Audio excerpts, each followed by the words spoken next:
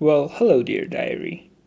I'm Cheyenne, and it was 19th of May of 2022. Should I say of 2022? Anyways, and it's 1:02 a.m., which means we're not in 19th of May, we're actually in 20th of May, 2022. And I woke up today about, well, let's say afternoon. It was, I think, 2 p.m. Yeah, that was when I woke up. And my dad had us, we were like 7 adults and 2 kids. My dad had us went out of the town in the nature and tried to, let's say, grab almond. Grab is not the word. To pick up almonds. I'm not sure if I'm pronouncing it right. Almond. It's basically a kind of nuts, you know. We just went to grab some nuts. And yeah, we went there and I think we didn't even find a handful of them. Like, we were 7 people with bags in our hands, and we didn't end up finding a handful of almond. So we found the trees, but they were empty. So, well, not totally empty, but mostly 99%. Let's say I just made that number up, but you know what I mean. Then I came back, and I realized Daniel had messaged me to go out with him. Like, wow, really? We went out of town and we found nothing. I don't think we were on foot for 10 minutes trying to find almond. We just went there, we just saw there was nothing, we came back. And I missed Daniel's call, which was we could go out and work out together. And, well, that was a miss. I mean, I don't look at it that way. Like, it is what it is. It's fine. I'm not really regretful of what happened. And today I drove a lot, definitely. And well, we came home after trying to find almond and fail, and it's already almost nighttime. And I go biking a little bit around the neighborhood, and that didn't feel bad, I would say. It didn't feel awesome, but I think it was kind of cool, I'd say. So I come back. I don't know what I do. I know what I did. I'll tell you later. In this episode, I'll tell you later. I came back, and a little while after that, we go to my grandmother, my mom's mother's. They live in a village. We went to that village. We deliver her pills, and we come back. We go to another village for a birthday. And this girl has a Down syndrome, and it was her 27th birthday. And I'm afraid to tell her name. Like, I share too much in this podcast, I'm afraid. So, yeah, we went there, we spent some time. They were, let's say, kebabbing, if I'm using the word right. And there was sandwiches, and I got some. And I would say COVID is not a thing anymore. I had 2 doses of vaccine. I would love to have the third one, but my dad is against it. And I don't see myself fighting my dad.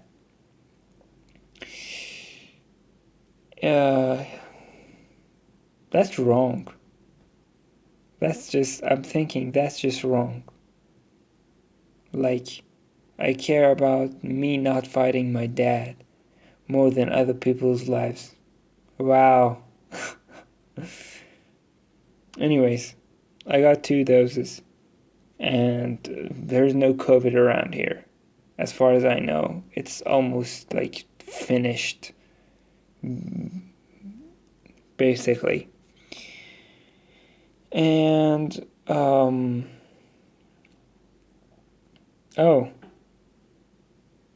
yeah. Before I went for biking, I also talked to Danielle about podcasts, and we're talking to have a podcast together. And I'm struggling to find a hosting platform for the podcast, and they mostly want money. Of course they do. They're providing something, you know. Why would they do it for free?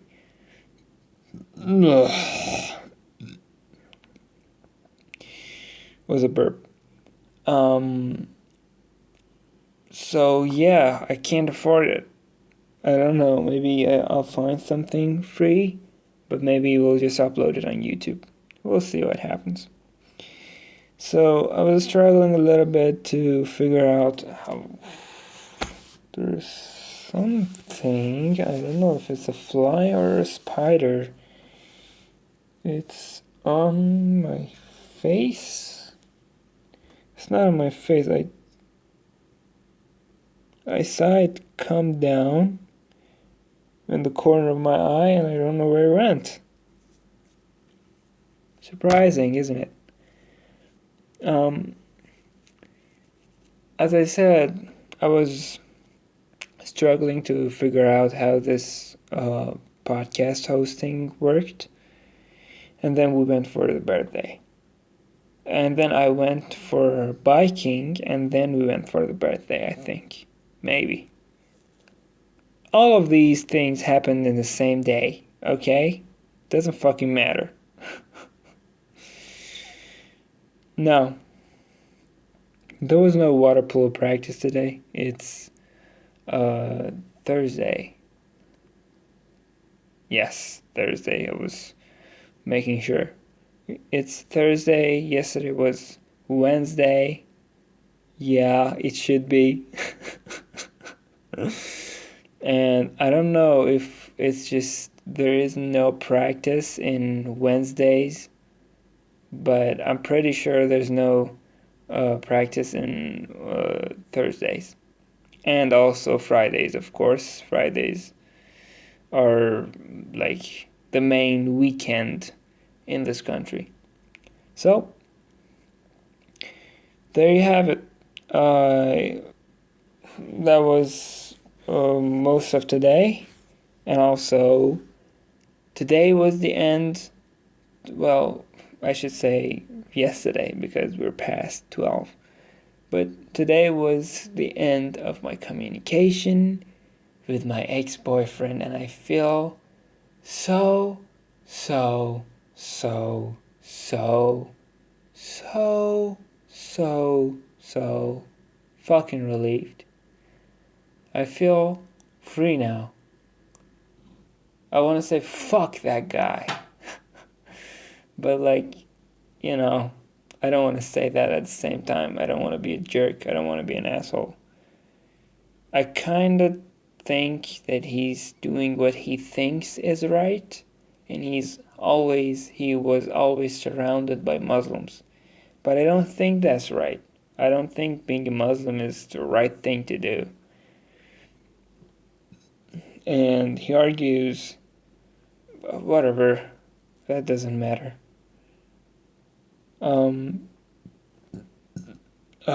So basically, 2 weeks ago, I told him that I will give him 2 weeks. And I said that only because I didn't want to hurt him and just tell him to fuck off. I told him that I will give him 2 weeks to prove me wrong. Because I thought none of us can convince the other one to turn away and change their religion. So basically, I was right. First of all, I was fucking right. And, well, it's been 2 weeks. He didn't convince me to become a Muslim, and his time is up. And hopefully, we'll never, ever talk again. Now, I know that's very cruel, and I know that's very dark, but it's the best possible outcome of it. More argument is, logic says more argument is just more disaster, because we have argued in the past a lot. There was a number of times that we argued and none of us could convince the other one. And there was one time in the middle of an argument, I told him that, is there any way that you will be convinced? Is there if I give you a real logical reason, will you be convinced? And he said no. And that was the end of it for me. That was when my heart broke, really. And I cried a lot that night. Cried a lot. Yeah. Now that I don't have anything else to talk about, let me tell you about this ex-boyfriend. We have met 7 years ago. Wow, it's been a long time. 7 years ago, we were classmates. And I saw him in the back of the class, and I remember that day. And I knew he was a Muslim, and I knew that he was a very deep Muslim. He used to read the Muslim version of Bible, let's say. And back then I was a Muslim, so I was like, yeah, I'm gonna go be friends with this guy, and I'm gonna go to heaven, great plan. So I remember I remember even the room that we were in. I remember looking back at him, and he was at the back of the class sitting on a broken chair or something. And I just pulled my chair back there, and that was the start of our friendship. And he told me, why are you coming to sit here? And I said, I'm curious, why are you sitting here? And that was a fucking lie. And later on I told him that it was a lie. But I think it was just a panic lie. I didn't want to just straight up say, I want to be your friend. So I just said, I'm curious why you are here. And at the time, I wasn't very deeply a Muslim. But at the end of the year, being with him made me a really deeply religious guy. And it was probably one of the best years of my life. And we loved each other. We loved each other so much. I was jealous when he would just go talk to someone else privately. I clearly remember that. We were so in love, I would tell you that. And we were both in the same path. We were very religious, and um, these, let's say, priest kind of people in Muslims. He wanted to become one of those, and probably he is becoming one of those right now. And he asked me to go with him, and I said yes.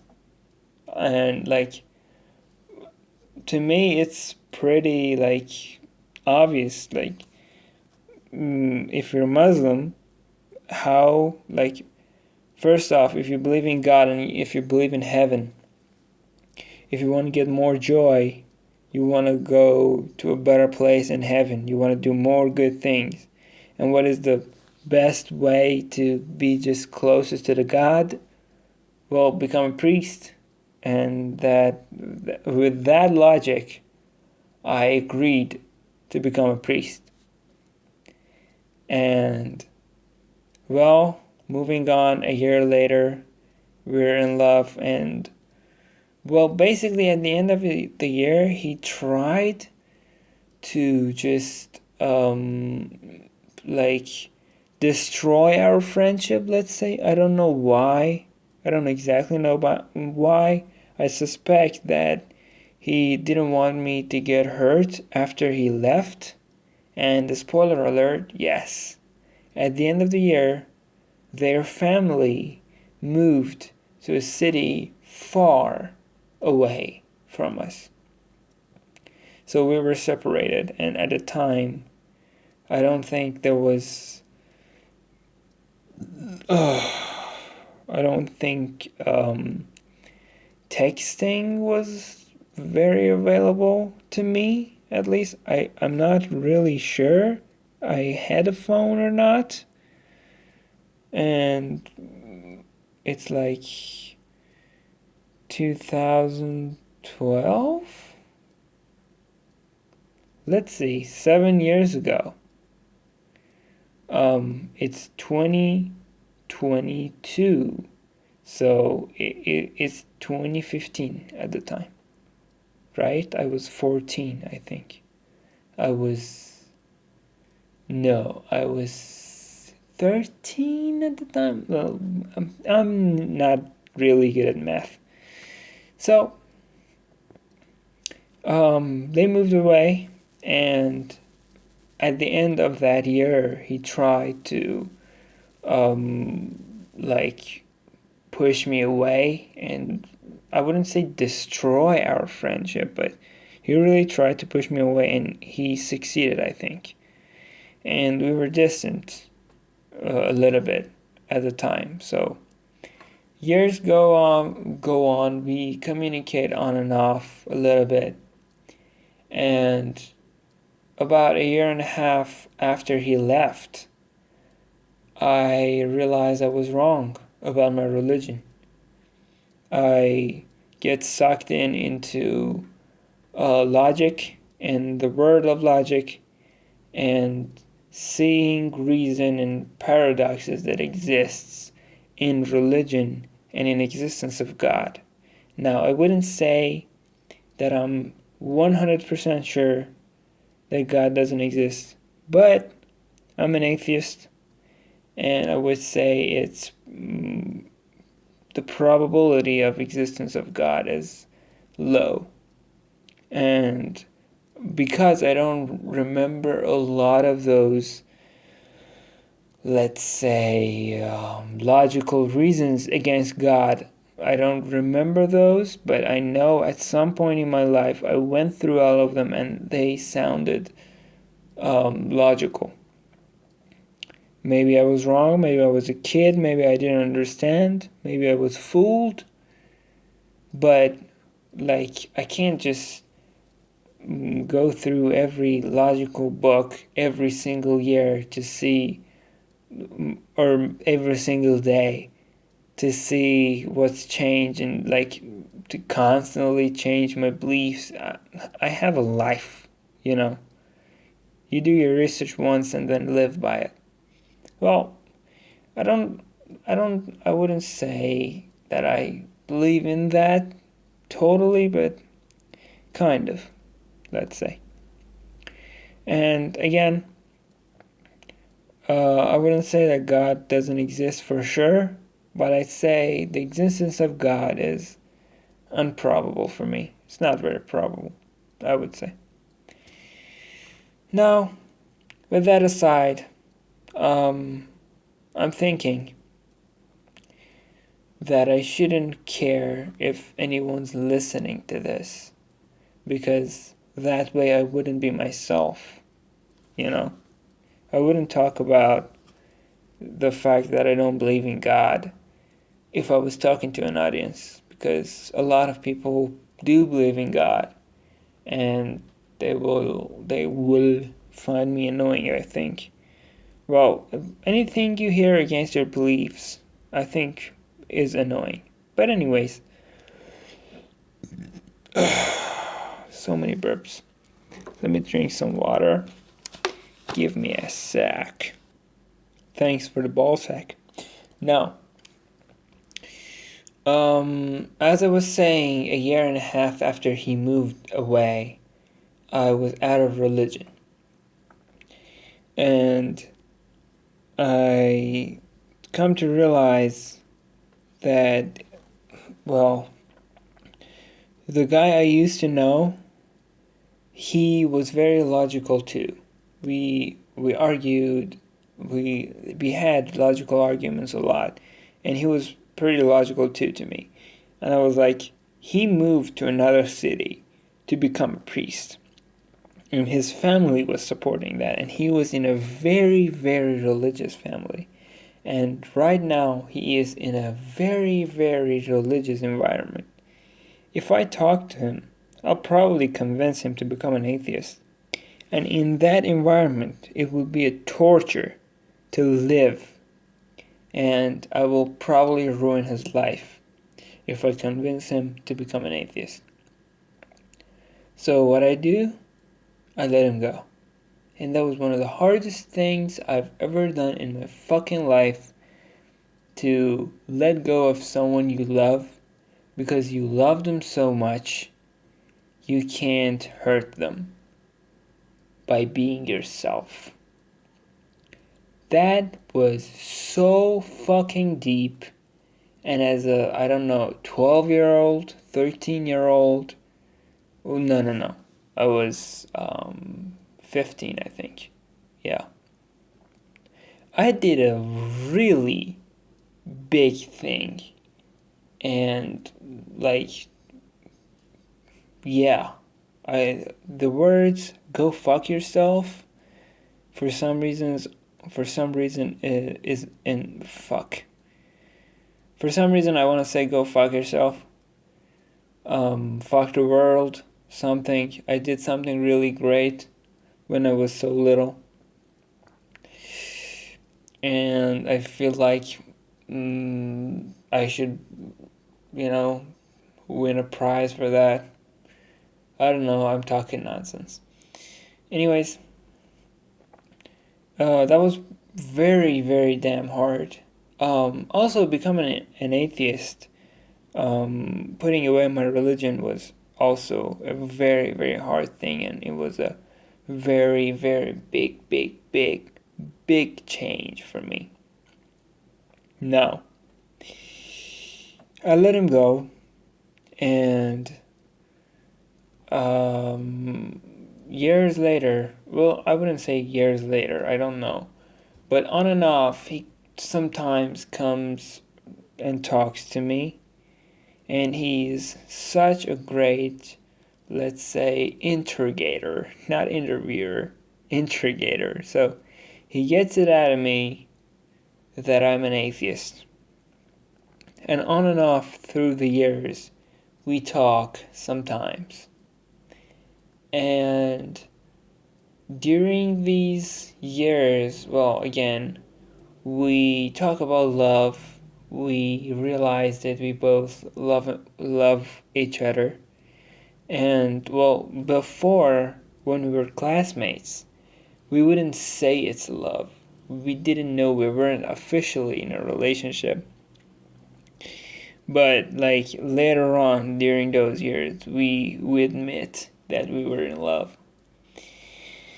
And, well, um, we talk about religion, and none of us can convince the other one. And this goes on for years, and conversation usually stops, and like in 2 years, one of us will come back. Well, usually he would reach out to me and talk about it again. So, and during this time, well, before I say that, I want to say there was one time we were talking, and I told you this before, but we were talking, and I was trying to convince him, and he just wouldn't see reason. And I said, "Is there any way in the world that I could ever convince you to become an atheist?" And he said no. And that was when my heart broke and I cried a lot. I know I said these before, but that's an important moment for me. And at the point when he says he wouldn't be logical, like that's admitting to not being logical. Like when you have an argument, when you have a logical argument, it's like trading. You're being vulnerable in front of somebody, and you'll say that I will let you convince me if you have good enough reasons. I will change myself if I lose this argument. And you expect the other person to do the same for you, and he wouldn't do that, and that meant a lot. So that was when I realized he doesn't care as much about me as I care about him. But then later on, he told me that he thought he would be able to change his religion, but then he realized he couldn't. Anyways, I think that was the point I gave up. I think that was the point I gave up on whatever this love could be, because I couldn't see it when he said he wouldn't be logical. I just couldn't see it anymore. He wasn't the person I thought he was. And if you know me a little bit, if you know me even a little bit, you know how important logic is to me. So, and that goes on, and well, still he comes back sometimes and try to talk me out of my atheist nest, atheist nest, something.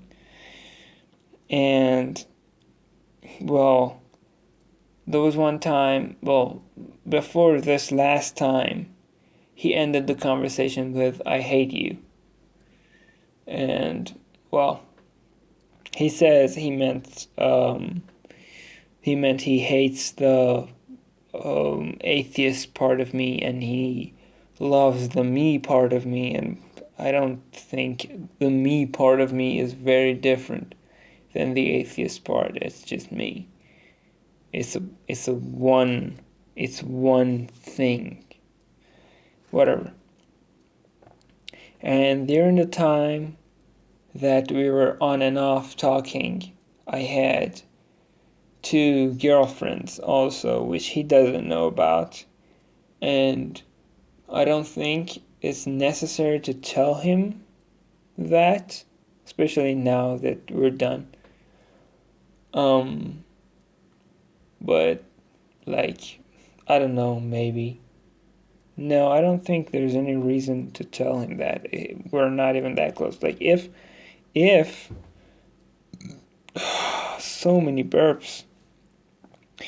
If he would convince me, or I would convince him to like change the religion, I would tell him. If we would become the same religion, I would tell him that I had 2 girlfriends in the time. But like now, there's other things there were more important things. Now, there was a story behind it, and this last time I told him, I can't stand this anymore. I give you 2 weeks to convince me. You won't be convinced. You're not here to be convinced. And I'm just sacrificing it. I'm just in a one-way argument to lose something. Like, if there's anything, if there's any outcome from this argument, it's me losing something. But I'm doing it because I don't want to hurt you. So I gave him 2 weeks. I told him, much like before, I don't think there's going to be a conclusion out of these conversations and arguments. Every time we talked about this, no one has changed. None of us has changed, basically. And I don't think this is any different. I give you 2 weeks to try to change me, and this is the last time you have a chance. And if it doesn't happen, then it's not gonna. So, yeah, and I told him I can't stand you coming back every now and then and opening an old wound. So, that was it. Today was the last day of that 2 weeks, and I feel relieved. I feel more free. I mean, he wouldn't be able to change me, but I think I was open to being changed. But like, I did look at his words as all mistakes. Like, I was convinced through a bunch of them, like some of their words seem to be logical, but totally I don't think Islam is the best way to live your life.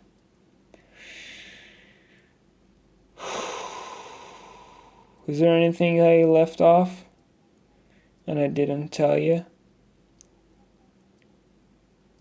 No, I don't think so.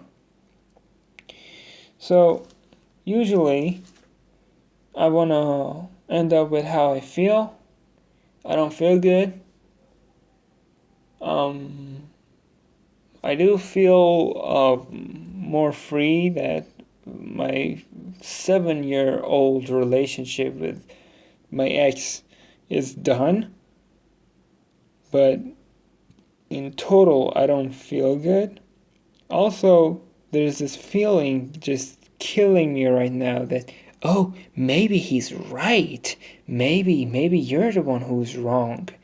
Maybe you're just looking at it in a like bad way, maybe you're just closing your eyes to the truth. Fuck that feeling.